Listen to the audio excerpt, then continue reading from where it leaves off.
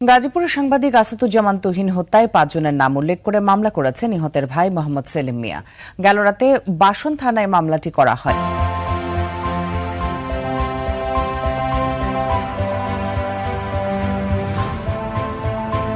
সাংবাদিক তুহিন হত্যার আসল রহস্য ফাঁস। মৃত্যুর আগে মাকে কাঁদতে কাঁদতে যা বলেছিলেন তিনি। গাজীপুরে চান্দনা চৌরাস্তার রক্তাক্ত বিকেল যেন গোটা দেশকে স্তব্ধ করে দিয়েছে। সাহসী ও নির্ভীক সাংবাদিক তুহিন, যিনি বছরের পর বছর ধরে অপরাধ জগৎকে উন্মোচন করে আসছেন, শেষ মুহূর্তে নিজের মাকে ফোন দিয়ে যা বলেছিলেন তা শুনলে গা শিউরে উঠবে। তুহিন দীর্ঘদিন ধরে গাজীপুরের ব্ল্যাকমেল, মত্ত মাদক চক্র, চাঁদাবাজির বিরুদ্ধে তিনি কাজ করে আসছিলেন। এর ফলে তিনি একাধিকবার অজ্ঞাত ব্যক্তির কাছ থেকে হত্যার হুমকিও পান। 7 আগস্ট 2025 সাল সন্ধ্যার কিছু আগে চান্দনা চৌরাস্তার ব্যস্ত শহরে কয়েকজন দুর্বৃত্ত তাকে ঘিরে ধরে। হাতে ছিল ধারালো অস্ত্র। প্রচণ্ড আঘাতের মধ্যে কাপা হাতে তুহিন নিজের মায়ের নাম্বারে ফোন করেন। ফোনের ওপারে অসহায় কণ্ঠে বলেন, মা, মনে হয় আমি বাঁচব না, আমাকে ক্ষমা করিও।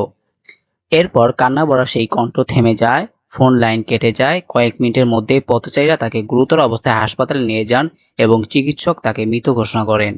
তুহিনের মৃত্যু শুধু গাজীপুর নয়, গোটা বিশ্বের মধ্যে এক গভীর শোকের মুহূর্ত। শেষ ফোন কলে এই কথাগুলো আজও কাঁপিয়ে তুলেছে মানুষের বিবেককে।